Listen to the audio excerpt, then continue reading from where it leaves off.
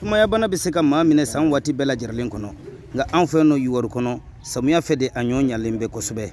Dr Florent Jara ni ale ye Youwarou CESCOM DTC ye a bɛ ɲɛfɔli ka anw ye mun yɛrɛ de ye Sumaya. Mun ye palu ye ayiwa ale an bɛ se ka fɔ farigan de don mais farigan mun de don a sababu bɛ bɔ soso kinga la an b'a fɔ soso musoman dɔw bɛ yen n'olu ye mɔgɔ farikolo kin olu de bɛ banakisɛ bila mɔgɔ joli la.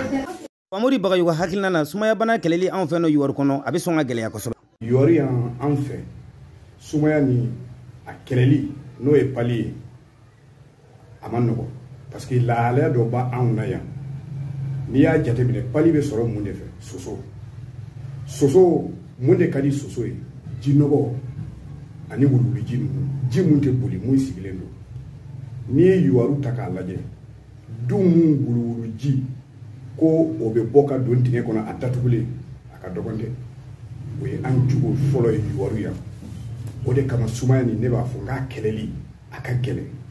Mun b'a ye hakilina na denmisɛnninw bɛ jali min kɛ bana na kɔnɔ tɛ nka Sumaya dɔrɔn pewu de y'a sababu ye. Sumaya bana degun n'a tɔɔrɔ ka bon kosɛbɛ. Fɔlɔ ni denmisɛnninw jara an kun b'a fɔ ko kɔnɔ de don an labara k'a dɔn k'a fɔ ko jaja Sumaya de kun don. Sumaya dun tɛ sɔrɔ foyi fɛ ni soso ka kinda tɛ. Sosow fana sigiyɔrɔ fana ye nɔgɔ ani wuluwulujiw de.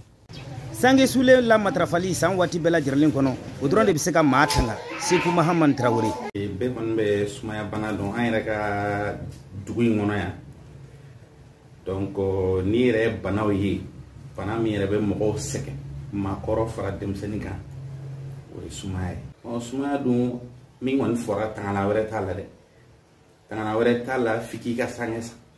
Sumaya bana taamasiyɛn dɔ bɛ se ka kɛ fɛn jumɛn de ye Dr Florent Jara. Banakisɛw b'u ka baara kɛ u bɛ taga segin kɛ farikolo joli la ani biyɛn kɔnɔ alors u bɛ na wuli ni farigan ye i b'a ye fari bɛ kalaya kunkolo bɛ dimi mɔgɔ dɔw bɛ ɲɛnamini n'a juguyara a bɛ na ni fɔɔnɔ ye a bɛ se ka na ni hakili yɛrɛ bɔli ye maanifin dɔw farikolo la surtout o ka jugu denmisɛnninw.